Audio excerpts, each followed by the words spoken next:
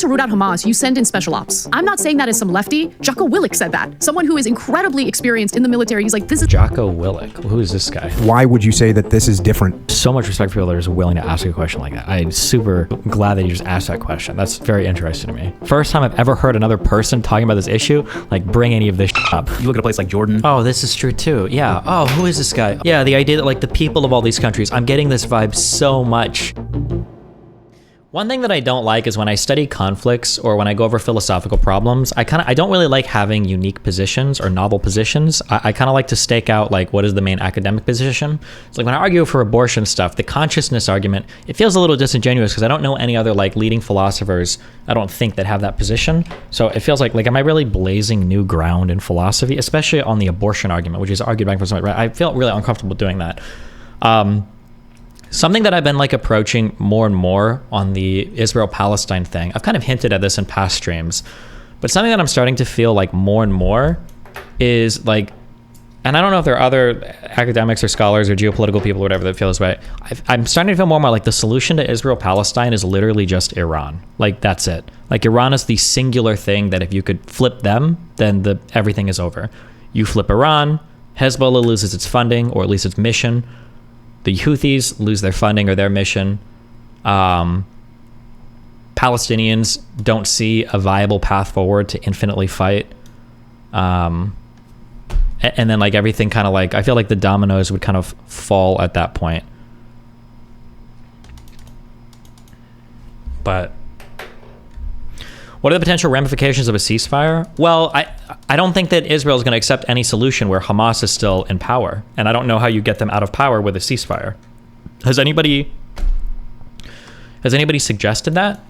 Palestinians already don't have a viable path forward. I totally disagree. I think if Palestinians can like endure a ceasefire or some like relative period of peace for a year or more, I'm pretty sure that there will be mounting international pressure from within Israel and internationally for them to negotiate like some sort of two-state solution with Palestine. I feel like the pressure would be there, but it's not there right now. There's an interesting article about the 3 options being discussed behind closed doors right now.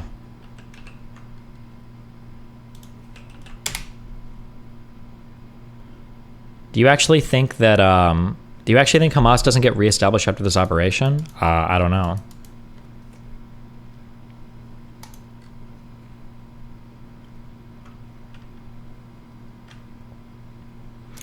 Isn't flipping Iran as much of a pipe dream as flipping Israel into becoming an Islamic state? I don't believe so. I'm pretty sure Iran and the United States have been close to normalizing relations in the past prior to 9/11.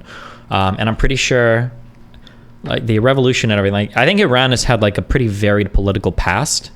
I can't go as in depth on it, but yeah, I don't think Iran is like hardcore commit. Also, I don't even know if the Iranian leadership is that popular among the people right now.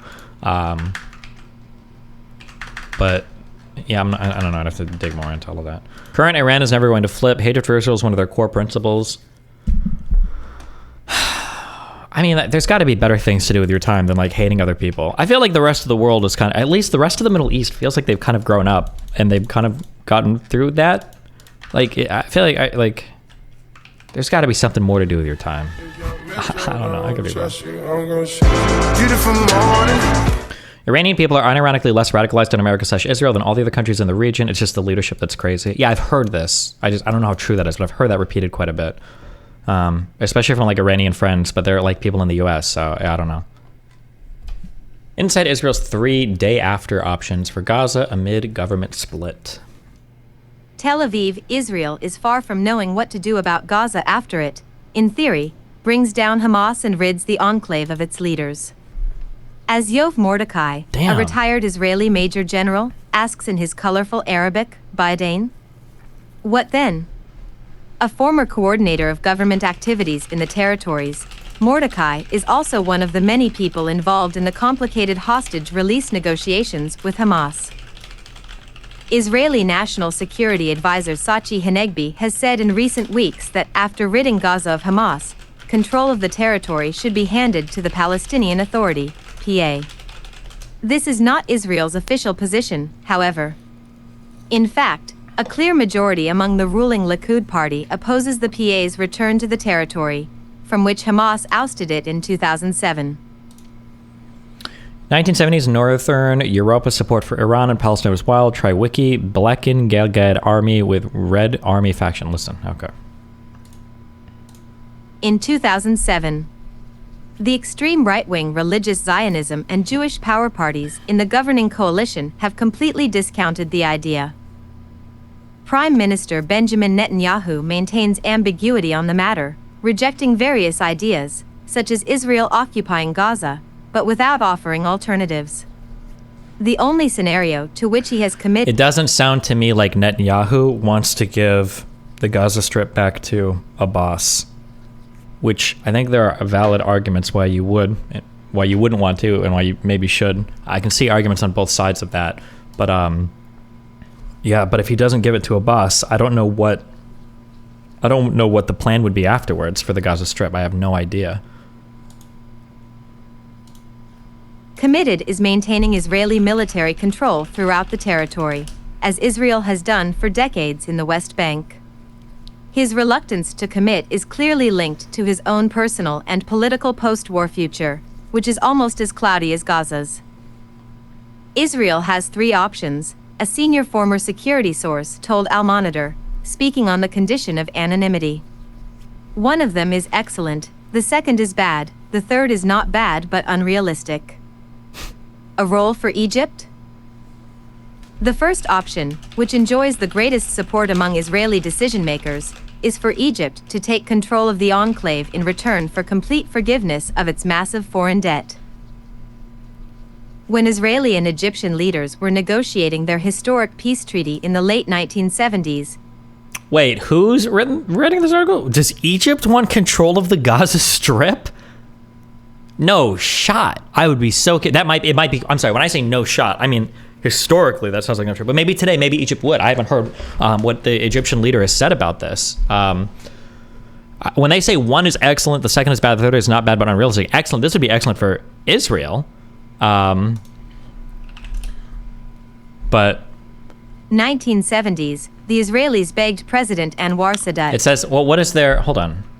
What is their foreign debt? Foreign debt to Egypt. People are saying it's like massive.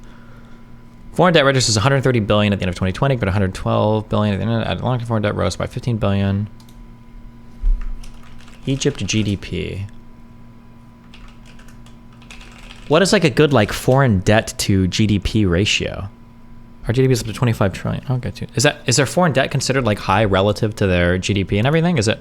I have no idea. I'm not sure, but okay. A good ratio heavily depends on the GDP growth rate and the interest rate of the debt. For the U.S., the reason it doesn't matter is because the growth rate is much higher than the interest on the debt. Okay. Sadat to take back Gaza, which it had administered until Israel captured the territory in 1967. Sadat refused... I'm curious. Can somebody substantiate this? I tried to find this. In 77 is when the peace treaty, I think, was signed between Israel and Egypt at the Camp David Accords. Can somebody link me proof or something about Israel trying to give the Gaza Strip back to Egypt? Is that true? I think we've read this. I've read this same thing before. That Sadat explicitly said I don't want it back, but I haven't seen like a good source for this. I'm so curious of something. Refused, leaving the demographic hot potato in Israel's hands. More than 4 decades on, with Gaza one of the most densely populated, poverty-ridden places on earth, President Abdel Fattah al-Sisi has also rejected all requests, entreaties and enticements presented to him. The Americans and we, as well as some of the Gulf states, have not yet given up on the Egyptian option, said the former security source. Efforts are being made to convince the relevant parties that there is an irrevocable opportunity here to put Egypt on its feet. Peace treaty was 79. The proposals thanks. include rebuilding Gaza south of its current location, rather than rebuilding in the areas of destruction left by Israeli bombs, and moving some of its residents to Arab or other countries and leaving the rest in a rebuilt Gaza. The Egyptians have reacted angrily to these ideas.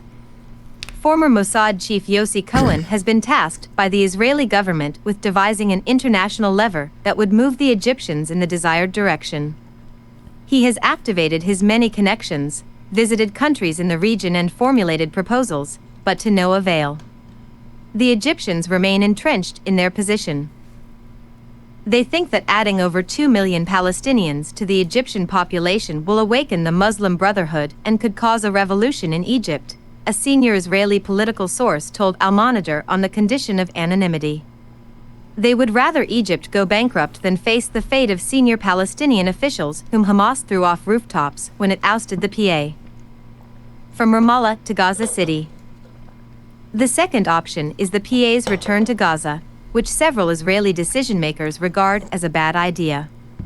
Simply put, it would torpedo the government's ultimate goal of severing all ties between itself and Gaza. That's it, Israel and Gaza are no more, a senior Israeli security source said to Al-Monitor, speaking on the condition of anonymity. No Palestinian workers in Israel, no Israeli water supplies to Gaza, no electricity, no fuel, no trade, nothing. After what they did to us, they can forget about us. There are many political interests at play here. The Israeli political right vehemently opposes PA control of Gaza, fearing it will unite the Palestinians there and in the West Bank under joint leadership. This would bring an end to the Palestinian split that has served its ideology since 2007 and could revive the possibility of political negotiations on a Palestinian state. The way things look, however, they have little reason to worry. Following the October 7th catastrophe, there is a rare public consensus in Israel that the disengagement from Gaza begun by Prime Minister Ariel Sharon in 2005 must be completed. Sharon. PA rule in Gaza would not end the relationship between Israel and the Gaza Strip and could even strengthen it. International coalition. The third option is handing the keys to an international coalition, consisting of Arab countries and/or NATO, the European Union or the United Nations. It sounds romantic, a senior Israeli political source told Al-Monitor, speaking on the condition of anonymity, but these ensembles never work. Those who run Gaza should be involved and have a real interest, and not just be guests. The political source pointed to the outcome of the 2006 Lebanon War and UN Security Council Resolution 1701, which was supposed to push Hezbollah out of southern Lebanon, away from Israel's border, to a line north of the Litani River. A multinational force was deployed along the line, but Hezbollah gradually crept back south. No one dared tell Hezbollah not to resettle along the border with Israel, which led us to the current escalation, the source said, referring to violent clashes with Hezbollah in recent weeks. One creative solution being floated is the construction of a huge artificial island off the coast of Gaza. It will be cheaper and faster than What do they call it? Outer heaven. rebuilding the Gaza Strip itself, a very senior former security official told Al-Monitor, seeking to promote his brainchild. There is technology, means and money. Abu Dhabi and Dubai have huge numbers of such artificial islands, which have become hubs of tourism, commerce, housing, and infrastructure. It is relatively easy. It is cheap and it will allow everyone to turn over a new leaf. The Gazans will receive a new land with efficient infrastructure. There will no longer be a land border between Israel and Gaza. The source warned that any attempt to rebuild Gaza is doomed given the massive underground tunnel network into which everything could collapse. The underground city will suck up what is above it. Disaster is yet to come, the former security official said. This island could be a pretty good solution. It can't be an island. I don't think Israel can push the Palestinians out of Gaza, because then it would look like this was the plan, right? Is to expel, ethnically cleanse. I feel like that can't be a solution. Island plan leak click. War rates drop 0% after guy suggests 4-state solution. I can't believe we never thought of this before, says everyone. Kasparian expressed horror at the civilian death toll, which she compared to historical atrocities like the Armenian genocide. Is there a transcript for this? doesn't know you, but they know of you, and you're with Young Turks. They're typical criticism in my Armenian community circle. I'll just kind of... Wait, do they just spend like a bunch of time grilling her on whether she agrees with the Armenian genocide or not? Especially on the woke college campus left of this, you know. So let me jump in on this conversation, because my views on it are a little more nuanced. Look, what's currently happening to Palestinian civilians, first of all, let me just get this out of the way. It's really important. I was disgusted to see anyone on the left justify or provide cover for a terrorist group like Hamas. I was horrified by what Hamas did. Okay. Absolutely, Israel should go after Hamas. I have no problem with that. Okay. Now, the way the Israeli government and the IDF is going after Hamas is basically ethnically cleansing Palestinians from the Gaza Strip. Okay? Look, I'm Armenian. I see genocide when I can recognize genocide when I see one. It is so obvious to me. Like, I'll give you a few examples. If you wanted to root out Hamas, you send in special ops. Why do people keep saying... We've watched this. This is a while ago, right? I just don't understand. I do understand. I understand. We've already watched this, and I've probably already given these same comments. Special ops are when you send in 50 soldiers to go and defeat a whole army and kill all the bad guys, and then bring them back. That's special ops. Did she mention the Armenian shit before this? For a terrorist group like Hamas. I was horrified by what Hamas did. Absolutely, Israel should go after Hamas. I have no problem with that. Now, the way the Israeli government and the IDF is going after Hamas is basically ethnically cleansing Palestinians from the Gaza Strip. Okay? Look, I'm Armenian. I see genocide when I can recognize genocide when I see one. It is so obvious to me. Like, I'll give you a few examples. If you wanted to... I really don't like the term ethnic cleansing. I feel like it's poisoned people's minds. I feel like it's just a dog shit term. It's just not, it's not good. Like, did we ethnically cleanse people in Iraq? If we dropped leaflets and we're like, hey, just so you know, we're going to bomb this place so that they leave. Like, is that ethnic cleansing? Like, it's just such a dog shit term that, like, if you want to talk about ethnic cleansing, we're probably talking about ethnic cleansing as permanently removing a certain group of people from some area so they never return, with the hopes of like resettling the land or something. Like, this is what ethnic cleansing is. This idea that every single time you move somebody somewhere, you're like, oh, they're getting ethnic cleansed. No, it's such a stupid term that's being used as just like for like normative loading. It doesn't like even mean anything. But also, yeah, everybody still assumes ethnic cleansing means genocide or killing people as well, but...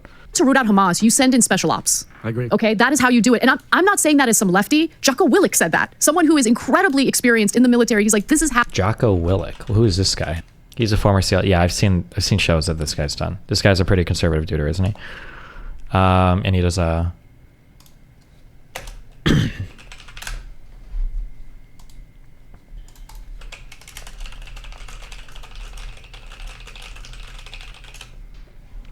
Destiny, no, that's the proper use of the term. Ethnic cleansing was usually done by spreading the population thin enough across an area they're forced to integrate like an ethnic gradient. That's what the Russian... No, hold on. No, that is not a proper use of the term. Telling people, if somebody gives you a hurricane warning in the United States and Florida and you've got to flee, is that ethnic cleansing? No, shut the fuck up. If somebody's going to bomb an area and they want you to leave so you don't get killed, is that ethnic cleansing? No, shut the fuck up. It's ethnic cleansing if you have the intent of removing a whole group of people there, ideally so you can conquer and resettle the land with your own people. That's ethnic cleansing. Giving warnings you're going to bomb some areas so people leave and then letting them come back later, that's not ethnic cleansing. That's bullshit. That's bullshit. I'm curious where this special forces comment that this guy made was.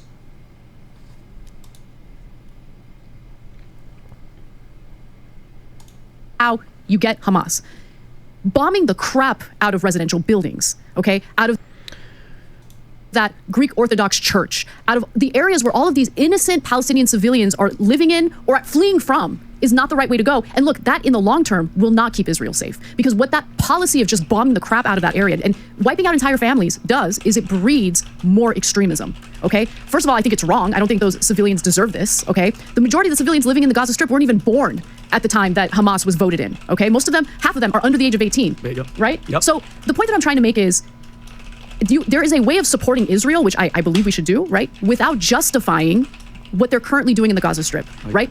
We should provide them with the intel they need. We should provide them with the weapons they need, with the condition that they're going to carry out these operations, special ops, as opposed to bombing the crap out of the Gaza Strip, killing all of these innocent civilians from a remote location. I think that's wrong. Anna, with all due respect, you're sort of falling for the mainstream narrative that you talk about railing against. So we all saw the story about the hospital that was bombed by Israel. How could you do this? How could you kill innocent civilians? The New York Times basically is now retracting their statement. Yeah, it turns out it was the Islamic Jihad with a failed rocket. I can assure you of Hold this. on. That is not definitive, number one. Yeah, That is not definitive, Even number the Wall one. Street Journal. Okay, so that is one example. Even if I give you that argument and it is proven without any doubt that it was Hamas that did that, that is one incident in a situation where 1.1 million Palestinians are being told to evacuate their homes.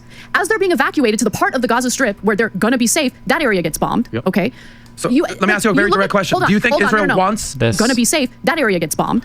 I hate this misrepresentation too, that people are acting like all the Gazans were being told to flee from North Gaza, and then as soon as they got here, this whole place got bombed and destroyed. Like, bro. Okay. So let me ask you a very direct... Here's a question, actually. I'm curious if there's been like an article or something written about this. Has there been an explicit article written that gives like the Steelman version or even some kind of explanation for why Palestinians don't leave or why Gaza residents don't leave when they're given warning to leave? Is there like a good article on that? Because I haven't read anything. I've made assumptions, obviously. Maybe it's not fair for me to make assumptions. Is there a good article written on that for why they don't leave? Direct question. Do you think Israel wants to kill innocent civilians? I do. You think Israel genuinely wants to? I do. What evidence do you have of that? The evidence is they are refusing to do special operations and instead are relying on bombing areas where they know civilians are at, and then they'll turn around and say, "Well, Hamas is using them as human shields." So if someone was shooting at you, if an armed man grabbed a family member of yours, do you have kids? No, I don't. Oh, do you have? Okay, your mother. You talked about your mother. If an armed gunman grabbed your mother, had a gun to her head, okay, and he is confronted by the authorities, by law enforcement. And law enforcement, they just decide, you know what, we're not going to negotiate, we're not going to do anything. We're just going to shoot the hell out of both of them. And then they come to you and say, well, your mother, sorry, was a human shield. Would you accept that argument? I mean, I'm trying to think, depending on what you're talking about, like, don't a lot of countries have like policies where you don't negotiate with terrorists? I don't know if the United States does this or not, but I think Israel changed this, right? Israel won't negotiate with terrorists. They might not kill the mom, but like, or for instance, like those planes, the planes that were flying on 9/11, what was the United flight that the passengers brought down? United, 9/11, United brought down Flight 93. If this flight would have gotten closer to whatever its destination was, I think, was it the White House? Don't you think they would have shot this flight down? Wouldn't that have been what would have happened, essentially? Like, we don't negotiate with terrorists is a virtue signal that literally no government ever has upheld. Oh, maybe not. Okay. I've heard that it depends. I mean, I'm sure it can depend on the scenario, but like in general, if you start negotiating with terrorists, don't you put a pretty big price tag on your citizens? Like, that's not the question, though. Would you accept that argument? You're making up a random story that what my mother is held captive. Hamas using Palestinians as human shields is not a justification to indiscriminately bomb the hell out of that region, knowing full well that the majority of people who are going to end up dying are not Hamas militants who are underground in the tunnels, okay? Okay, it's the innocent civilians who are going to lose their lives. And the flippant behavior that I see from the West in regard to all of those innocent people losing their lives disgusts me, okay? Seeing people having to leave, vacate their homes, everything that they've known, being forced to leave the land that they have. That is exactly what happened to Armenians. That is exactly what happened during the genocide. And the fact that the United States is just willy-nilly providing cover for that behavior absolutely disgusts me. Israel has a right to defend itself. How it defends itself is where we should have that conversation. Sending special ops in to get Hamas? Hell yeah, go get them. What does that even mean? Sending special ops in to get Hamas? I need to study that. I had a guy email me two things. One was that Black Hawk Down situation. There was another one. I wish I could remember. But like, supposedly we used to think this was possible, but like we don't do this explicitly anymore because the idea of like sending in special ops for certain types of missions ends up being these like catastrophically horrible ordeals. I wish I could. I truly don't know like the I don't know like what situation led to this or what the whole story was like around this. I just know that it ended up being like a cluster of horrible shit. I think there was another big thing that the US was involved in for this as well, but people are saying Operation Red Wings. Wasn't it like 200 SEALs or something that died? No. It's not even deaths on our side. It's deaths on the other side as well. That that when the United States, when these kinds of things have fucked up and special forces and shit are going, that when you bring the rest of the military, you end up actually killing a ton of the other people as well. It's not just like special ops or these like surgical strikers that go into these like war zones and then come out and do these like high quality missions where they're killing all these people. Like even for stuff like extraction, stuff that they're trained for that they can do, can end up being cluster fucks. I'm curious of like, here would be a question I would have for the special ops sayers in chat. This would be a question that I would have. Has there ever in the history of all of warfare been a scenario where special ops have gone in to do like search and destroy or like these kill missions in like ultra highly densely packed urban areas of like multiple political or terrorist leaders? Has there ever been a mission like that ever that I could read about that has ever happened?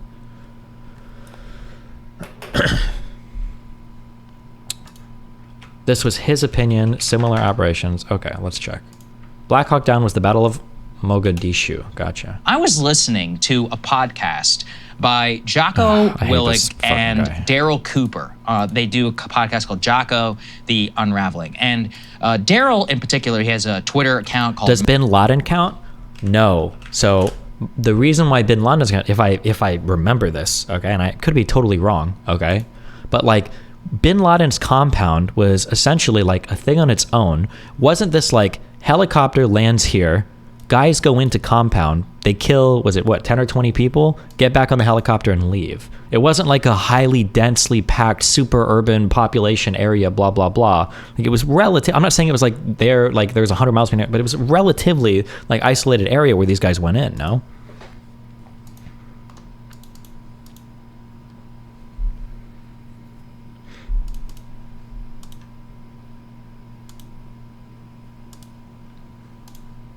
Martyr made, and he has a podcast as well, which is fantastic. I highly recommend it. They have been sounding off with some of the most sane takes from analytical and strategic. There's literally no special force on Earth who can pull off something like that. It's insanity to suggest that. Historical perspective that I've heard yet. And I actually wanted to play some of this audio where Jocko, who served as an officer in the Battle of Ramadi in Iraq, has extensive experience with urban combat. Hold on. Where was Bin Laden's compound?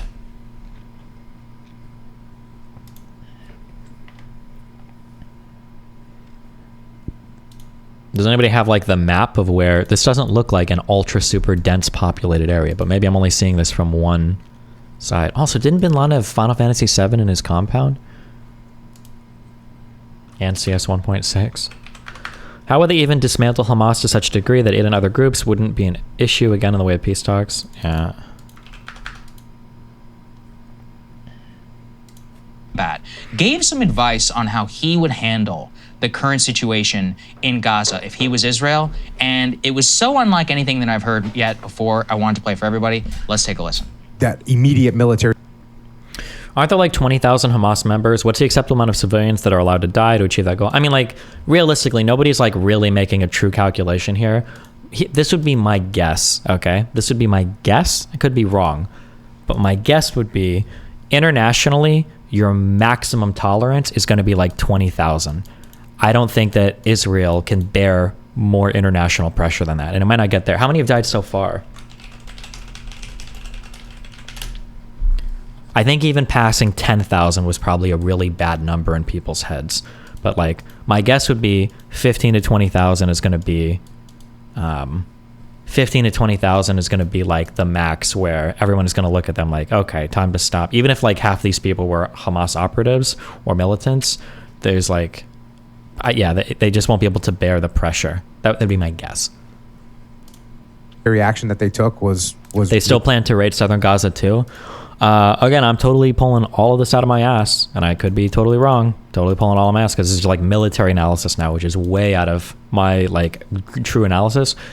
I don't think a southern Gaza raid will happen, but I could be wrong. I could be totally wrong. Israel might have even said it, and I could be wrong. After everybody that's died in northern Gaza and the international pressure that's already building against them for a ceasefire and everything else, yeah, I don't think so. But who knows? Like I said, could be wrong. We'll see. Some people are saying a southern Gaza raid is inevitable. So, yeah, I don't know. Really good. It was a good, solid military action that they took quickly. At this juncture, you know, I think it's going to be, and I think I would, like you said, I already kind of said what I'd be doing. I would probably stop bombing Gaza right now. There's people in tunnels. The enemy's, you're not killing bad guys at this juncture with airstrikes. So what you're doing is just don't the airstrikes destroy the tunnels though? Haven't we seen videos of like tunnels being collapsed underneath airstrikes?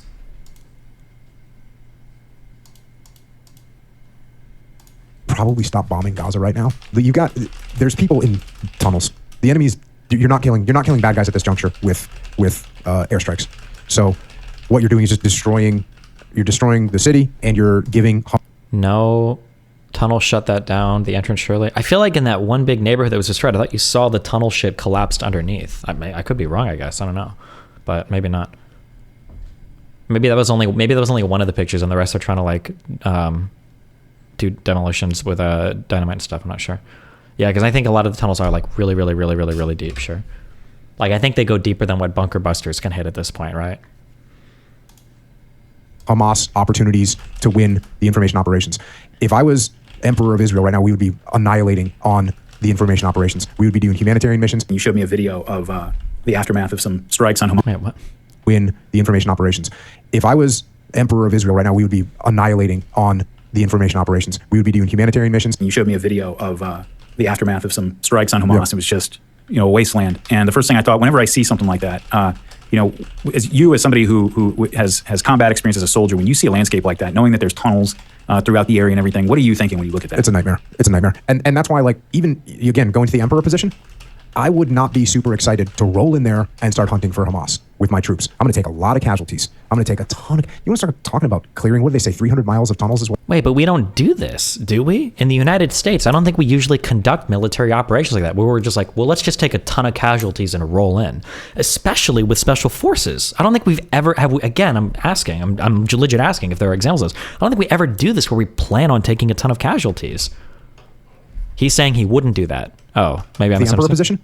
I would not be super excited to roll in there and start hunting for Hamas with my troops. I'm going to take a lot of casualties. Oh, I'm sorry. I missed that first thing he was saying. My bad. Okay. He's saying he wouldn't do that. Makes sense. Okay. I'm going to take a ton of... You want to start talking about clearing, what do they say, 300 miles of tunnels is what's down there? Yeah. 300 miles of tunnels. 300 miles of tunnels. This to me turns into siege warfare. And I start doing siege warfare with this overarching idea of benevolence to take care of the civilian populace and show them that we will help. We are here. We want to figure out a peaceful solution to this. We're going to help you out, and we're going to starve and crush Hamas. And oh, you don't want to get starved and crushed? Cool. Come to this location at this time. And I know it sucks, but that is how you actually get the other side to see your perspective a little bit as well. The first thing that has to happen if you're going to win those hearts and minds, though, right, is you have to destroy Hamas. Just like when you were in Ramadi. You could win the hearts and minds to destroy Hamas. I don't know if you're winning the hearts and the minds of the Palestinians in Gaza by destroying Hamas. I'm not even sure if that's true. Drill all the wells and do all the things you wanted. None of that matters if you don't kill the jihadists in that city. So the reason I thought that was interesting, I'm curious for your perspective, Crystal, is that these guys are knowledgeable about counterinsurgency warfare. Jocko in particular has...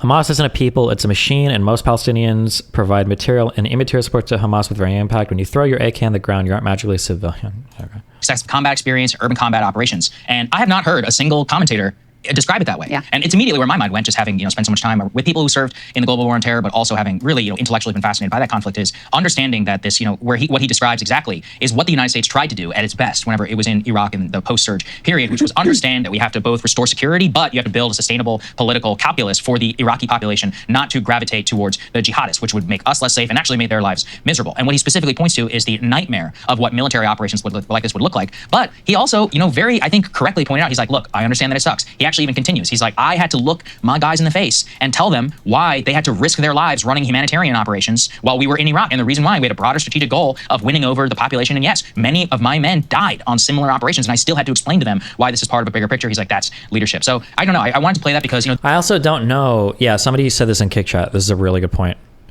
No military in the world is an expert in clearing 300 miles of tunnel in an urban environment. I just don't know if there are like training programs or operations where people are like practicing for these types of missions, where it's like something like, oh yeah, we can do this easy. We're special forces, These are people who were battle hardened in these exact type of conflicts and who intellectually had to grapple with the exact same problem of an embedded jihadist group inside of a mass urban environment, civilian populations. They basically had to deal with all of this. They also had to deal with more modern media, and they are very, very discordant with the current Israeli strategy. And they said multiple times, they're like, I think Israel is losing, in terms of the information operation. What they mean by that is like the way that the rest of the world is understanding the perception exactly of what's happening. So I'm curious what you thought about what he said. I mean, I think it's also important. I know a lot of people know who Jocko is, but this is not some like liberal lefty squish, which is part of what gives him credibility here. And I think what, for me, it underscores is that the truth of the matter is Netanyahu and his government, these are no dummies. Really, what the current program is about is vengeance. Because if your goal was actually, we're going to root out Hamas, we're going to come to some sort. Did Anna just lie about what Jocko was saying? It seems like he is not in favor of just sending in special ops. I'm not actually sure. What is,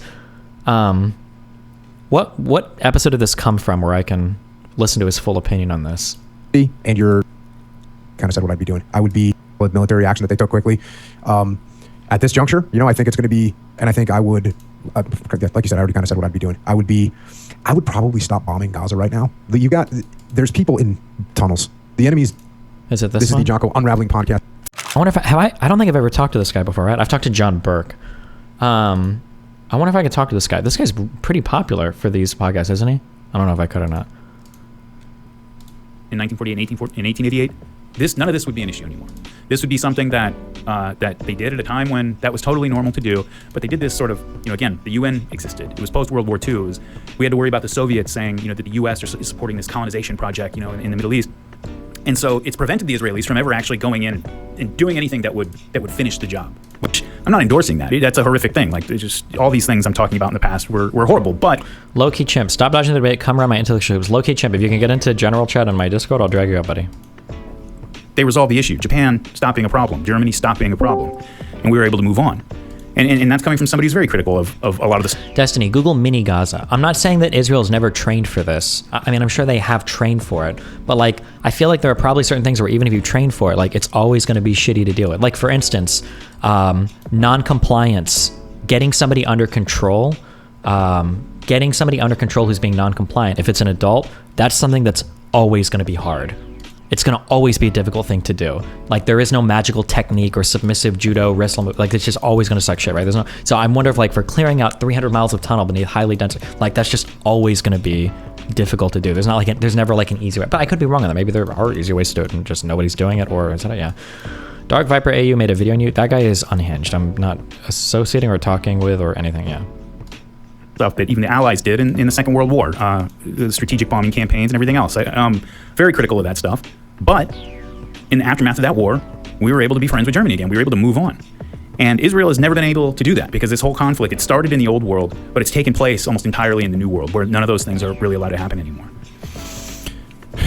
What is it then that, is it the fact that the Palestinians that got, removed from Israel, they didn't have anywhere to go? Is it like, why would you say that this is different other than the time frame that it lasted? Because, I've always said, I used to say this about, Germany and Japan, like, we needed to stay there for a couple generations, and then a couple generations. Okay. Can him asking that question, like, well, why are they mad? They just not have anywhere to go? Okay. Everybody's been, like, clipping every single time I get something wrong, or every single time I don't know, like, a country, blah, blah, blah, and blah, blah, blah, blah, blah. Like, you're doing okay. The fact that he is willing to just ask that question without having, like, the strongest opinion in the world, I actually have so much respect for people that will just act like, oh, why are they mad? Instead of pretending to be a expert on everything. So much respect for people that are just willing to ask a question like that. I super am glad that you just asked that question. That's very interesting to me, rather than, yeah. Goes by and now you're like, okay, then people have now seen that this is the way it's going to be now, and you kind of move past it.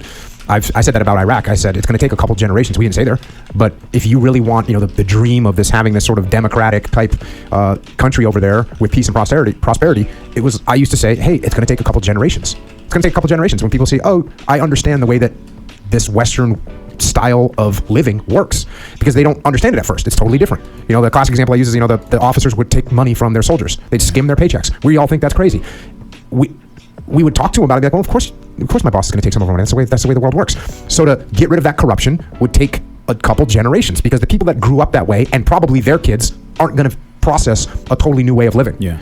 And so where, how has this history sustained itself from generation to generation to generation to generation? So, what, four or five generations? Yeah, so a huge part of it is that Palestine has always been used by the Arab country, or now the Muslim countries in the Middle East, as a means for Arab leaders to now the Ayatollah to bolster their own reputation throughout the region. As I'm the one who's going to stand up to the Zionists finally, after they humiliated us in 1948, they humiliated us in 1967. The whole world's on their side. I'm going to stand up to them. This is why Nasser was so popular. It's why you would think, okay, Iran, this is a Persian country.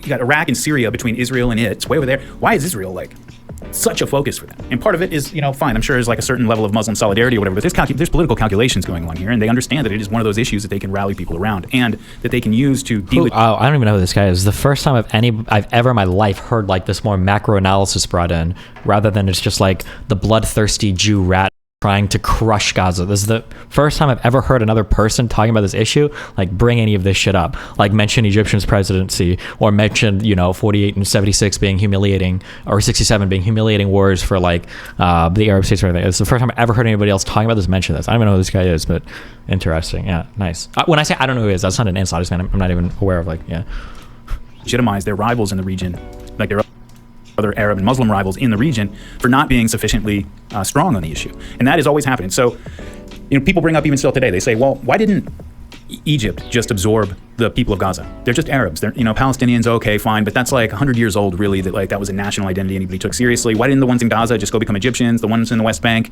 and Jordan just go become Jordanians and Syrians and Lebanese and so forth? And if this had all happened in 1888, that's exactly what would have happened. But, you run into this problem where once the ethnogenesis takes place, once you have this group of people who are it's kind of like, it's very similar to like the argument Putin tries to put out about Ukraine. Like, oh, this is not, like 100 years ago, these people all considered themselves Russians. This is all a modern invention. This is like a legacy of the Soviet stuff. This is not real. These people are Russian. And the thing is, like, all of Putin's historical takes on that might be correct, but it doesn't matter because they're there now. And once they're there now, and that ethnogenesis has taken place and that collective identity solidified, it's not going anywhere. So it became like a rallying cry. 100%. That's now that you're kind of talking through that, to me, that's the word that comes to mind, is that for all these years, it's become a rallying cry for the Islamic Israel, world primarily to say, look, there's no easier way to unify people than to point at a bad guy or point at a positive goal, right? You've got a bunch of people that are kind of, you work at a company and there's a bunch of people with a bunch of different things going on and no one's really focusing. You say, hey, you know what? We're Ford and we're going to race against Ferrari, right? And we're going to beat them. Like, that's a unifying thing to do. Well, that's a great way to unify a bunch of people is, hey, we lost a couple wars. We lost a bunch of land. We're going to get it back and bring that up over and over again. It's a nightmare. And in a lot of these countries, the Arab street is more extreme on this issue than their own leaders. And so, you look at a place like Jordan. Oh, this is true too. Yeah. Oh, who is this guy? Oh, I feel like I'm listening to somebody who, I don't even want to say I have an understanding on it, because I really don't, on a surface level, but like, oh, yeah, the idea that like the people of all these countries, I'm getting this vibe so much. Even when I look at the type of propaganda, if I treat this as propaganda, it still makes sense that a lot of the Islamic citizens feel very strongly about it, but a lot of the leaders in a lot of these countries are just like, bro, listen, yeah, guys, we stand with the Palestinians, but like the leadership is always like, I don't care about these people anymore. I don't over it. Okay, Arafat sucks, Abbas sucks, Hamas sucks. Let's just trade with like Israel and like move into the next era. Okay, yeah, I get that feeling a lot, especially with all these peace treaties and everything flying around. In a lot of these countries, the Arab street is more extreme on this issue than their own leaders. And so, you look at a place like Jordan, you look at a place like Saudi Arabia, even now that Mohammed bin Salman's in there, Egypt. These are all countries that are perfectly capable of coexisting with Israel, but they are sitting, they're ruling over populations that have different views on that question, sometimes. And I mean, so, one of the things that's absolutely needed is leadership in those countries, leadership that can actually lead their populations down in that direction. But, go ahead. Well, I think one of the really kind of he'd come on stream. I'm still looking for. I want pro-Palestinian people that aren't crazy to come in, because I don't think it's good that I just keep reinforcing my own opinion. Like, talking to this guy would probably just reinforce all of my current narratives and like solidify it even stronger than it was before. I think I would rather find like the pro-Palestinian leaders and bring them on. What the fuck? Hi, I'm blah blah blah, production assistant for Dr. Phil Prime Time. I'm working on a show about if college is worth it, and I came across your TikTok where you discussed your view on a college degree. You would like to learn more about your thoughts and opinions. Would you be willing to talk to my producer? Oh, it's probably a different show. It's not Dr. Phil. They just work on that show. Just things where Israel wins is, as we pointed out in the beginning, like Israel's goal is peace and stability and security and to unify with Israel or work along. Let's move forward. And that's why I think, again, when we look at what's happening right now, okay, it seems like what Israel wants would be a nice thing. and to me, that's sort of like the most positive way to look at it. But it's kind of similar, though, to like the Russians right now have control of Donbass. They have control of Crimea. They may, they're in the process of taking over more, and the Russians would say, "Look, we just want peace. Stop fighting, Ukrainians. Why are you still fighting? We're ready to negotiate right now and just end this whole thing. Oh no, we're not giving back Crimea. Let's not get carried away. That's ours." But and so for the and so from a certain perspective, you could look at it and say, well, it's the Ukrainians are the ones responsible for carrying on this conflict. The Russians. I think it's seeming more and more like, unless something significant has changed in the past week, it's seeming more and more like Crimea is going to probably lose the Donbass and never get Crimea back. Did I say Crimea? Ukraine. It seems more and more likely that Ukraine is never getting Crimea back and is probably going to lose the Donbass unless something has changed significantly. Ugh.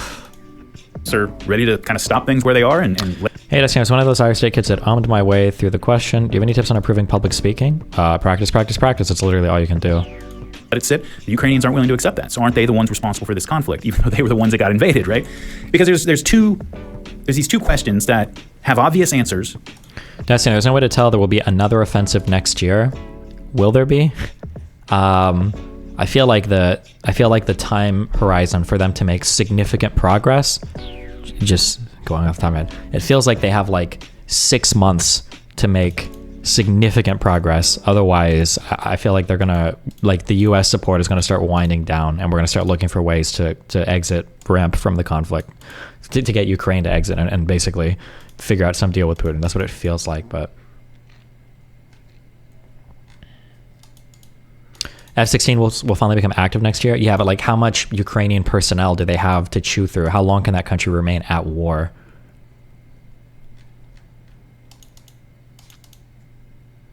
I don't know. We'll see. I could be wrong. I hope I'm wrong. I mean, obviously, I want them to win. Russia. And yet, those obvious answers completely contradict one another in terms of how they get applied practically. One is, does the Israeli government have a right and responsibility to defend its own people and to retaliate when they're attacked? Of course. Like, that's just an obvious, it's almost a non sequitur. Of course they do. Should the Palestinians just sort of accept that they lost their homeland and that's that? Or do they have a right to resist? And that's kind of got an obvious answer too, in the sense of surely they have a right. You know, they're not like, the moral balance is not completely tipped against them if they want to continue to resist what has happened. You know, a lot of these towns down in southern Israel that just got attacked by Hamas. Ashkelon is the sort of most well-known one right there on the southern coast. Those were, you know, up until 1948, those were fully Palestinian towns. And those people all got driven out, and their grandkids and great-grandkids live in refugee camps in these places, administered by the UN, living off of, you know, aid from the UN and from other countries, drinking, you know, their water out of those little bags, like everything else. And if you're a young Arab dude, a young Palestinian, and you look around you and you see your grandmother and your grandfather and your mother and your sisters and brothers, and they're all living. Do you think Russia can out-attrition all of Europe? If USA pulls out support, it looks like the EU will still maintain funding. I think so, because it feels like the attrition is like very favorable to the Russian side, right? Russian defensive positions are far easier to hold than it is to do offensive attacks incursions into Russian-held territory, right? It's just incredibly cost-effective to hold large swaths of land with artillery, electronic defense, trenches. Like, holding that is just very cost-effective. That's what it seems like. But again, I'm not a military expert. I could be wrong, but it's just random shit that I've read. In this cinder block and tin shanty, and the town that they were driven out of, in fact, the house is still standing. It's right over there. It's 5 miles away. It's 10 miles away, like on the other side of that wall around Gaza that's patrolled by the machine gun robots.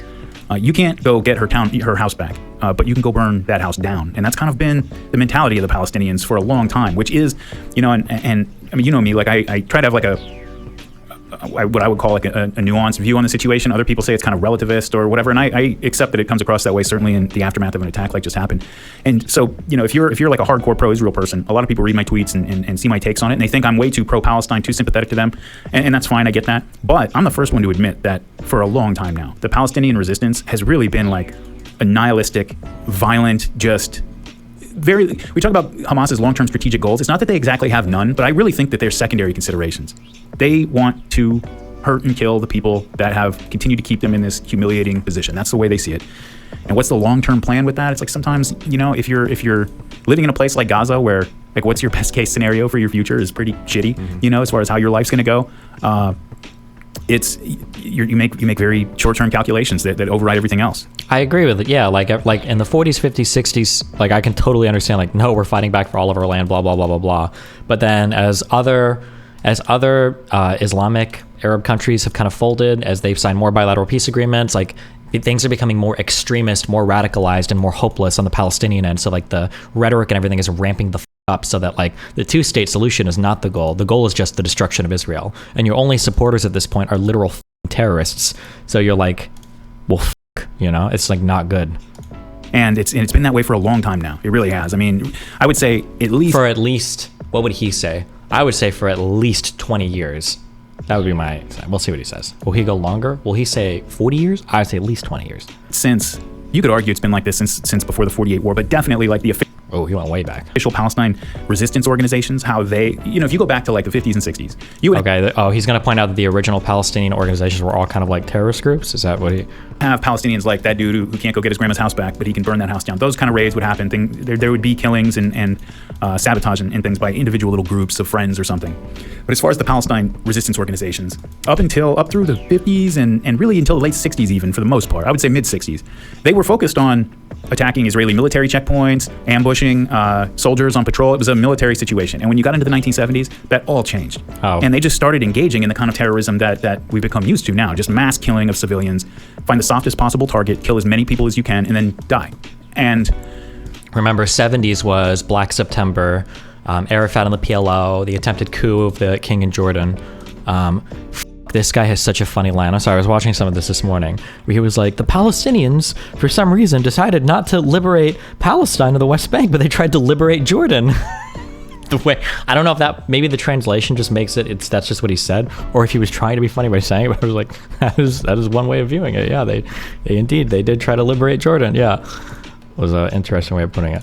When that's what any resistance movement or just any kind of movement has been reduced to, man, it's really hard to keep any of their historical claims or grievances in mind for very long. Yeah. Well, that's where I think if you look at from that perspective over that time period, that's when they were completely losing the information operations, because they were doing these things. I think the way you described it is nihilistic. That's a great way to describe it. And people look on the outside, so I'm like, wait a second, you just killed a bunch of women and kids, you blew up a bus, you blew up a school, you invaded school. Like all those things they're suicidal, not just suicidal for the individuals that execute, but it's like borderline suicidal for the movement. And okay, where is this special forces comment? It was 1 hour and 22, and I'm just curious on this. I'm curious if he actually says this comment. I just want to hear something happening that could dramatically escalate the conflict, right, and get us involved in a way that maybe we don't want to be. Back in 2006, during the Israeli war with Hezbollah, Hezbollah launched an anti-ship missile and hit an Israeli frigate. They have demonstrated that capability. I assume they probably got more and better weapons now than they did then. I know the Houthis launched a couple missiles at U.S. ships passing by Yemen there. I would despair to think about what would happen if we had one of our carriers over there and it got shot by a missile by anybody, by Iran or Hezbollah or anything like that. I would strongly advise, if you're listening to this podcast and you have any info, that would never happen, right? There's no shot that would happen. That would be wild. I know Iran doesn't want that to happen. Or would they? What would that look like if Hezbollah or the Houthis shot at a U.S. missile carrier? The U.S. is not going on the ground in Lebanon, right? We wouldn't go on the ground in Yemen, would we? Would we? Don't Saudi Arabia and all them hate the Houthis? Would we go on Yemen and just like f them up? We already do like a lot of drone shit there, right?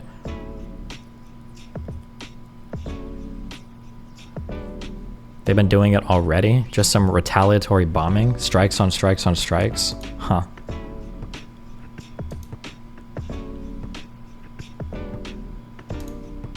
Don't shoot anything at American aircraft carriers, and it'll be really problematic for you and the rest of the world.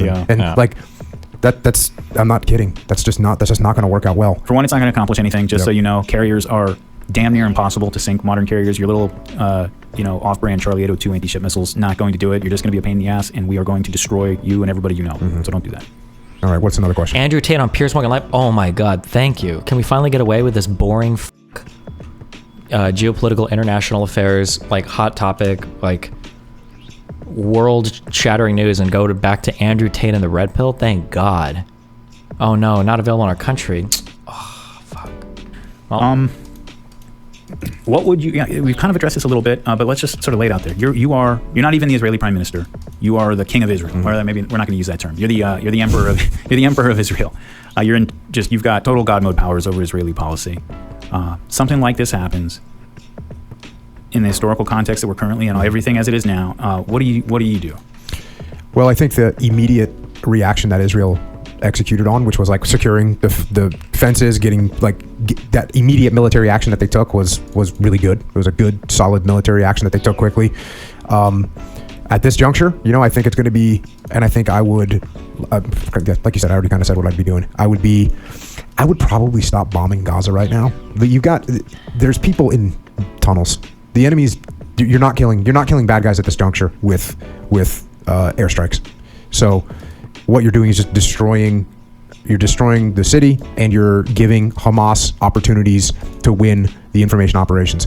If I was Emperor of Israel right now, we would be annihilating on the information operations. We would be doing humanitarian missions. We would be showing and doing things that would show the world what our attitude was, and that we weren't the aggressors here, and that we were going to try and do our best. And I would also be showing that to the Palestinians as well, that they need to see oh, there's opportunity out here. And I know that they have, they had work programs where the Palestinians could go out and work in Israel.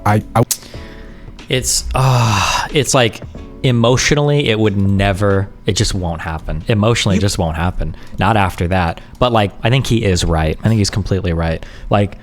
It's so actually, hold on, I have to think, because it's a democracy. Israel's a democracy, so it's harder. Because I was going to say, if Israel responds with that kill him with kindness, listen, we're still going to do work permits. We've secured the border. We're going to do a couple of surgical things on Hamas, but we're not going to do the big invasion. We're not going to give them what they want. Because Hamas want more than the most bloodthirsty, anti-Islamic, Islamophobic, more than the most bloodthirsty Israeli Jew ever. Okay? More than even that person, Hamas wants Palestinian children dead. Nobody wants more dead children than Hamas wants. Don't ever let anybody confuse you on that. And by doing the big invasions, by having all the damage, even if you are justified, even if you have good military targets, you are giving Hamas exactly what they want. Which is true. But the problem is would Israeli citizens have the appetite for peaceful negotiations with Gaza after their version of 9/11, right? I don't know if the political establishment, because remember, it's democracy, I don't know if the political establishment would support that. If after 9/11, we had a president saying, listen, we got attacked, this is not good, blah, blah, blah, blah, blah, we're not going to war with even Afghanistan. We're not going to do shit. We're going to find out where Al-Qaeda is. We're going to figure this out, blah, blah, blah. We're not going to do this whole ground. I think you just get voted out, right? You get impeached. Not impeached, but I don't know if the Israeli population would be okay with that. I'm not sure. Maybe. I don't know. There's opportunity out here. And I know that they have, they had work programs where the Palestinians could go out and work in Israel. I would have expanded that.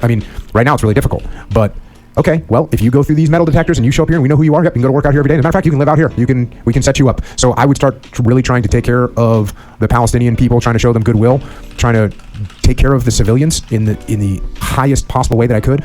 And then I would go and execute. Oh, yeah, true. That's right. There were political consequences for when Rabin pursued peace, right? He got assassinated for it. When Barack failed to reach a conclusion at I think it was Camp David, right? He lost to Sharon, right? Yeah, I don't know if the democratic thing.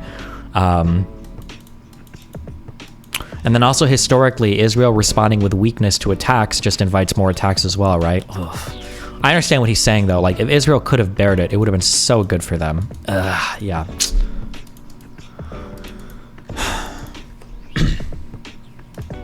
Where we eliminate Hamas, and that's what I would do.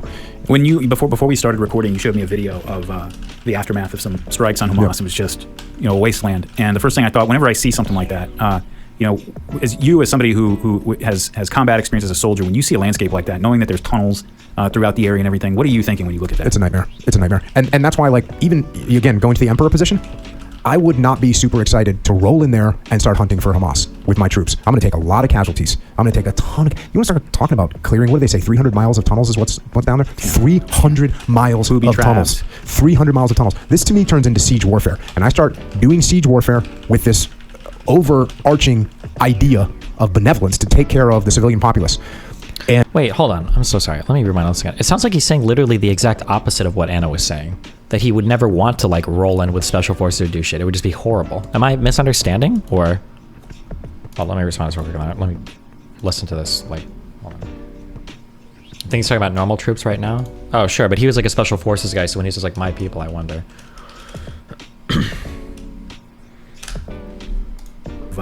The aftermath of some strikes on Hamas, it was just, a wasteland. And the first thing I thought, whenever I see something like that, as somebody who has combat experience as a soldier, when you see a landscape like that, knowing that there's tunnels throughout the area and everything, what are you thinking when you look at that? It's a nightmare. It's a nightmare. And that's why, like, even, again, going to the emperor position, I would not be super excited to roll in there and start hunting for Hamas with my troops. I'm going to take a lot of casualties. I'm going to take a ton of... You want to start talking about clearing? What do they say? 300 miles of tunnels is what's down there? 300 miles of tunnels. 300 miles of tunnels. This, to me, turns into siege warfare. And I start doing siege warfare with this overarching idea of benevolence to take care of the civilian populace and show them that we will help. We are here. We want to figure out a peaceful solution to this. We're going to help you out, and we're going to starve and crush Hamas. And you don't want to get starved and crushed? Cool. Come to this location at this time. We'll give you food and water. We'll help you to the best of our ability. We'll give you medical support. We're going to go in. We're going to secure, because I'm not going to secure all of Gaza, but we can secure this area. Now we can have checkpoints going in another, where we can start normalizing life there. Start showing people the better opportunity that is out there besides the nihilistic Hamas way forward. That's what I would do. I would really, and look, I know that this sucks. And you want to know why I know this sucks? Because when my guys got killed, we had to still continue to work with the civilian populace. We had to go and try and help them build projects out in the city. We had to put our guys at risk to conduct civil affairs operations. And I know it sucks. But that is how you actually get the other side to see your perspective a little bit as well. Does this guy ever say, I would just send in the special forces to take care of everything? Does he ever say that? Or the first thing that has to happen if you're going to win those hearts and minds, though, right, is you have to destroy Hamas. Just like when you were in Ramadi, you could drill all the wells and do all the things you wanted. None of that matters if you don't kill the jihadists in that city, right? The thing is, you said first you have to do this. It's going to be a simultaneous operation. Because if you focus only on killing Hamas right now and you don't do anything humanitarian to support prior to, you're going to kill everybody, or you're going to at least starve everybody, or there's going to be real problems. So it has to be a simultaneous lines of operations that you're executing at the same time. And look, from a political perspective, it's going to be challenging. Wasn't it Crystal? I thought both of them referred to this interview. Am I crazy? Maybe I'm wrong. You have to explain to the team, just like I had to explain to young freaking SEALs that work for me. Hey, this is what we're doing. This is why we're doing it. This is why this is beneficial. This is why this is going to help us strategically in the long run. That's what the government of Israel is going to have to do. And it would probably take somebody like Netanyahu to do that, right? Because nobody's going to look at Netanyahu and be like, oh, he's soft on the Palestinians. Right. He's in a good position to be able, just like I was in a good position to do that. I was an aggressive leader and, very aggressive doing combat operations. So when I explained, hey, we're also going to do these operations, the guys were like, oh, no, he's weak. No, it's like we're actually conducting what is all the lines of operation in counterinsurgency warfare. And this is what our job is. So when guys understand that, and that's what the civilian populace of Israel, and again, are there going to be some hardcore that are going to be like, this is bullshit. I don't want to risk my life. I don't want to put one penny towards humanitarian efforts. They voted for Hamas. They supported, they cheered in the streets. Nope, you cannot, we as in leadership positions, you have to be balanced and you have to help pull people into a more balanced position. That's what your goal is. So in a leadership position, the mob is going to be moving.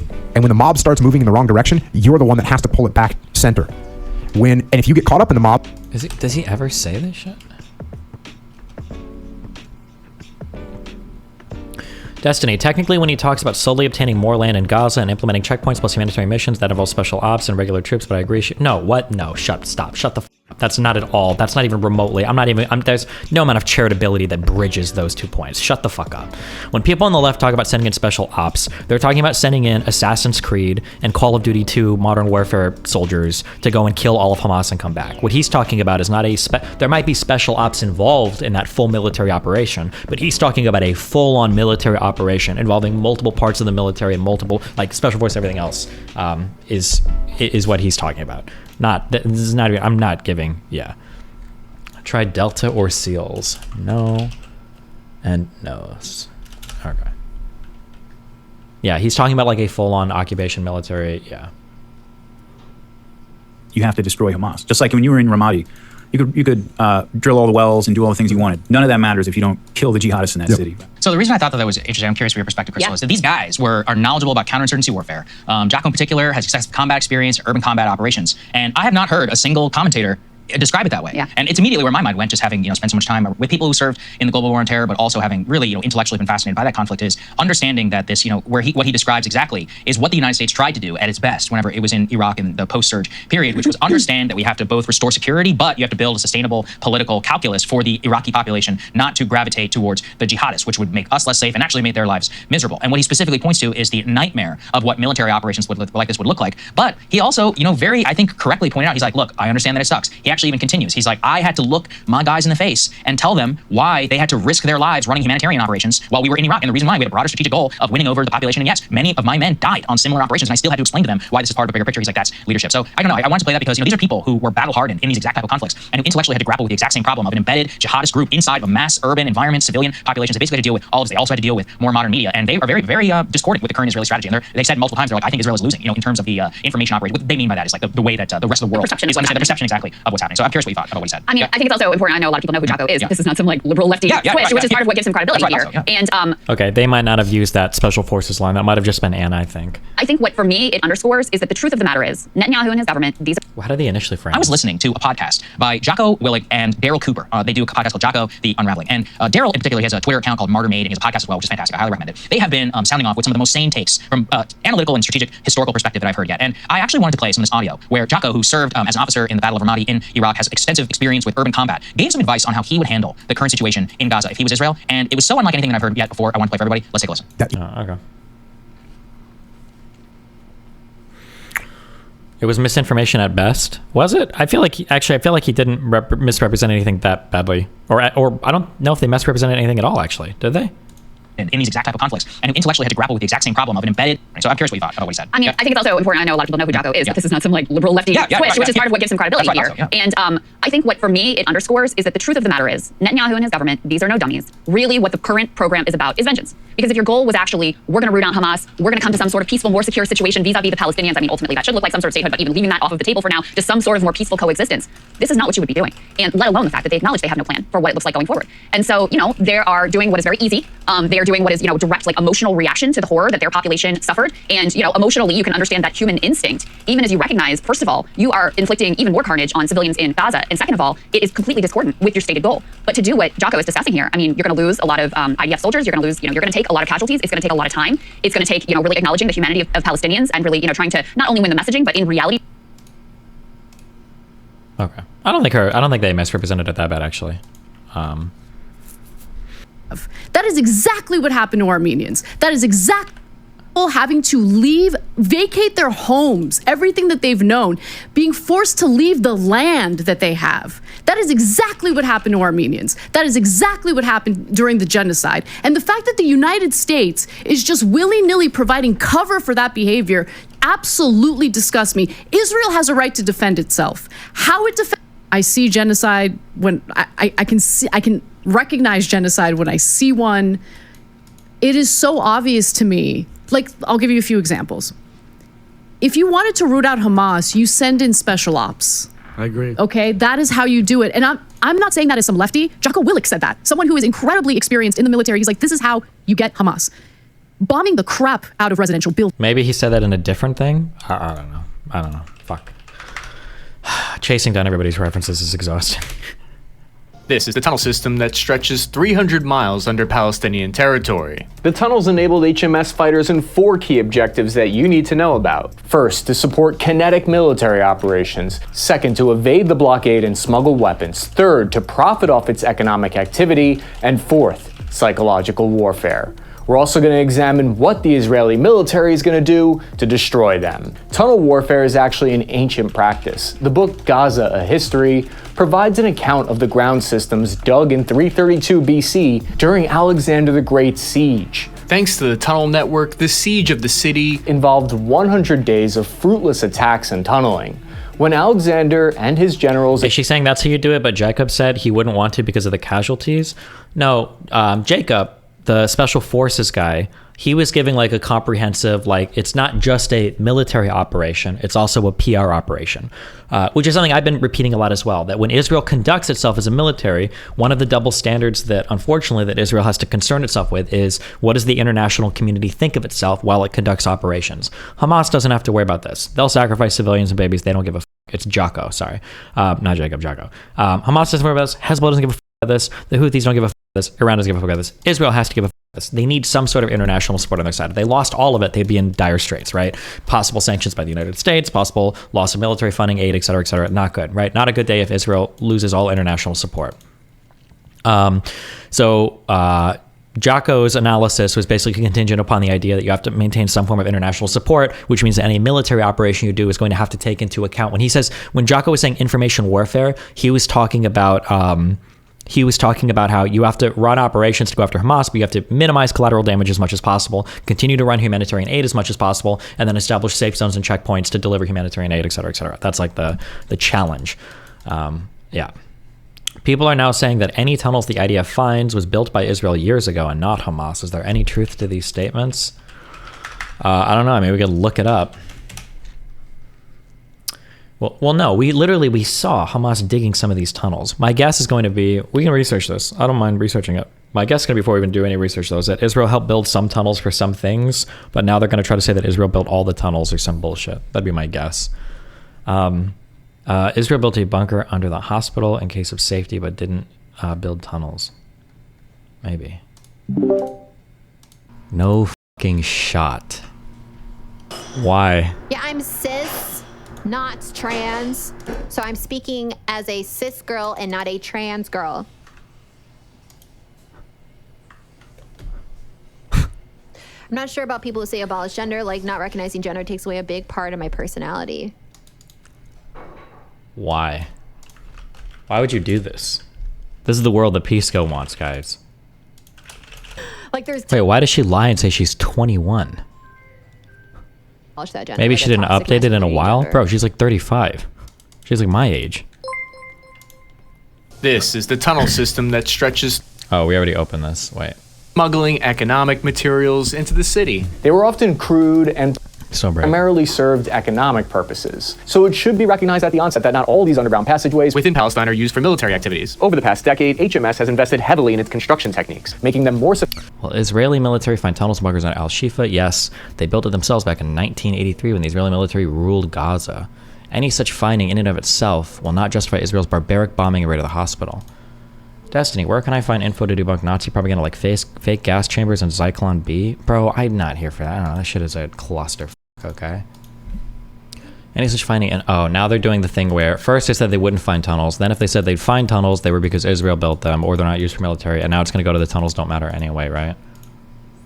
Israel's not presented any proof that Hamas has been using the hospital or the bunker that Israel built as its command and control. Both local and foreign doctors have denied any such allegation. Oof, but we kind of got video footage. Oh, this was 5 days old, so she made this tweet before that came out.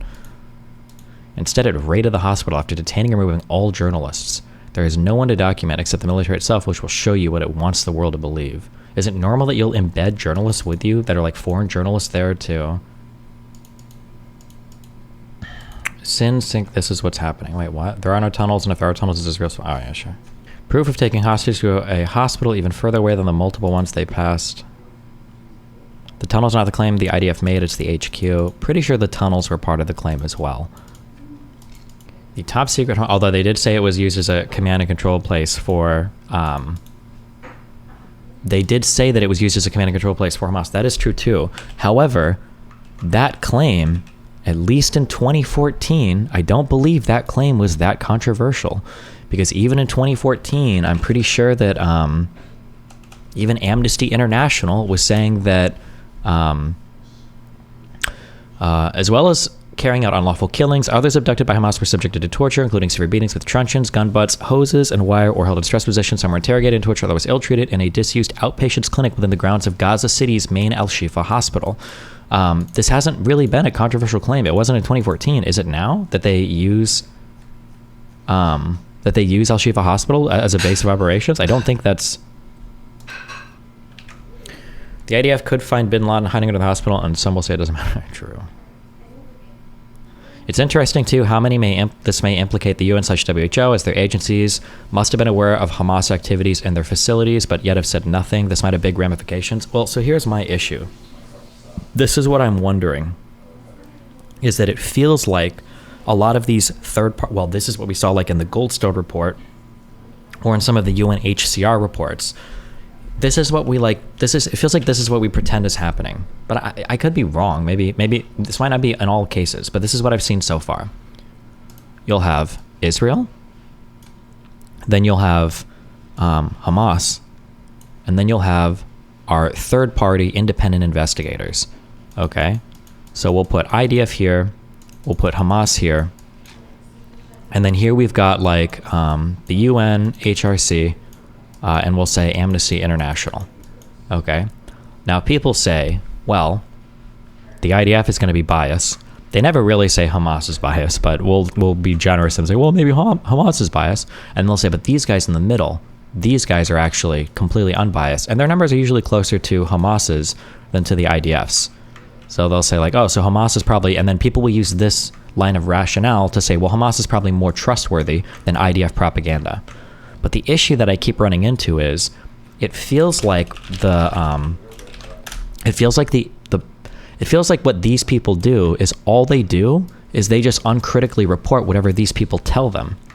Is that the case? Because that's what it's starting to feel like more and more and more and more.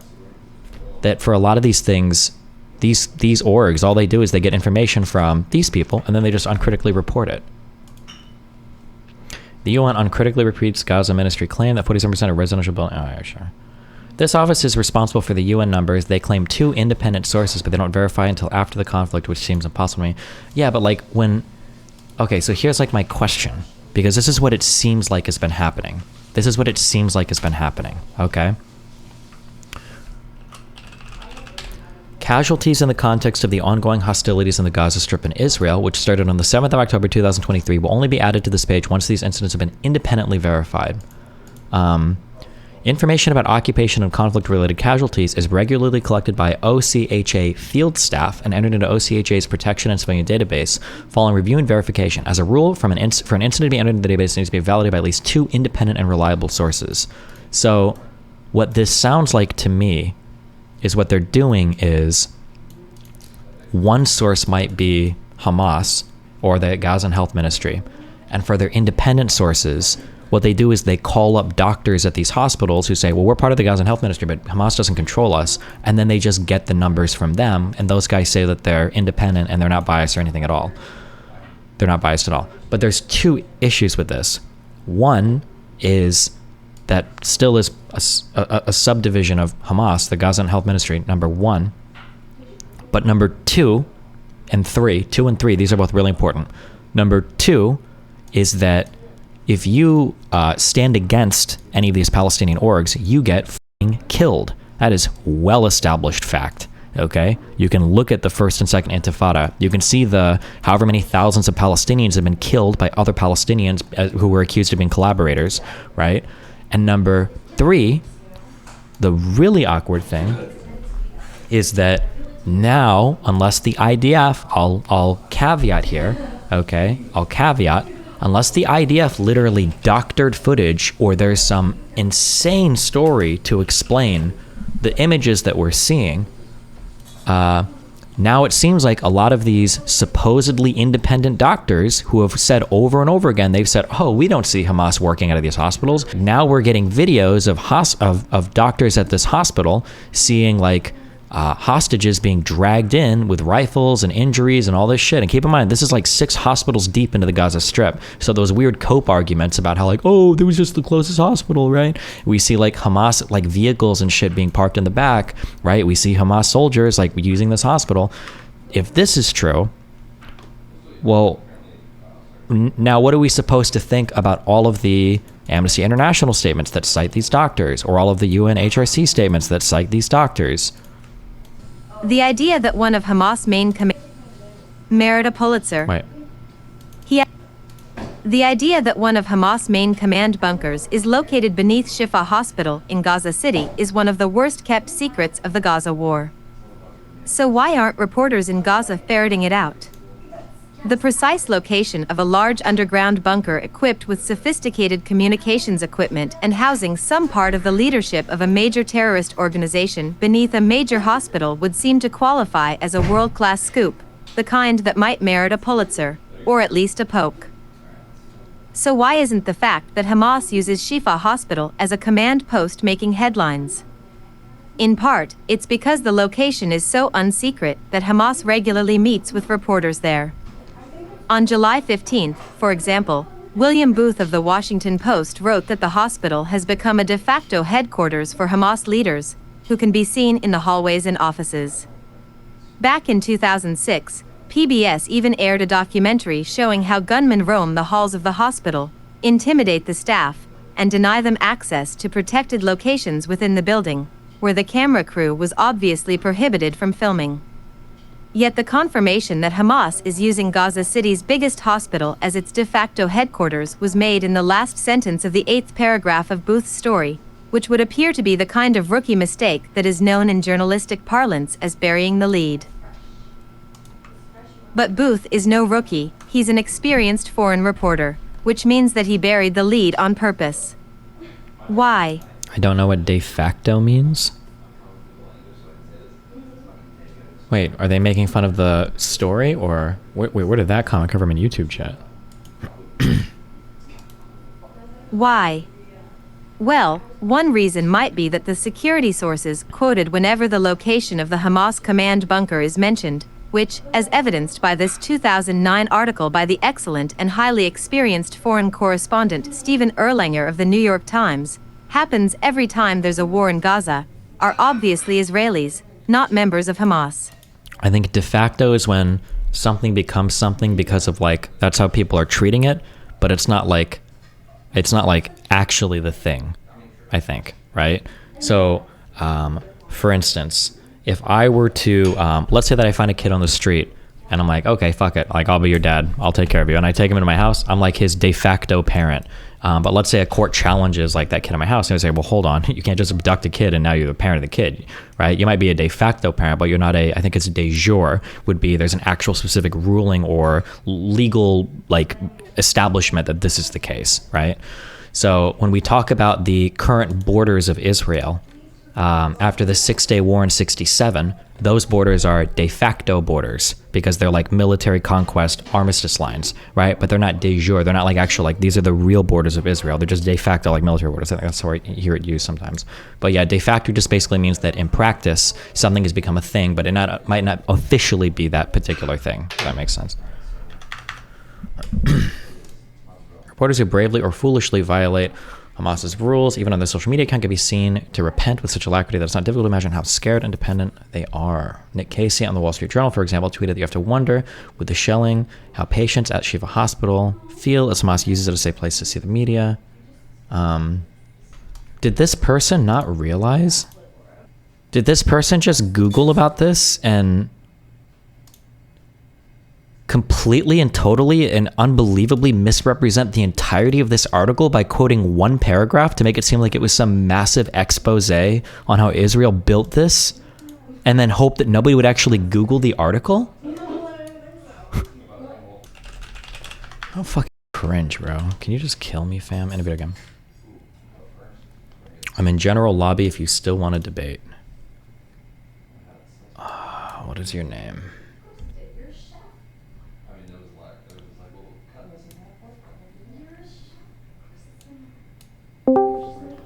Hi, what's up, buddy? Yo, what's going on? Nothing much. What's going on? Okay, so hold on, wait. Let me mute your stream. All right, so this is like off topic. This isn't about like Hamas or Israel or anything. Is that okay? Why are you spamming about debating me then? What the f is this over? Dude, look. Don't dodge, right? Just because it's not about Hamas, man. Okay, what? Okay, look.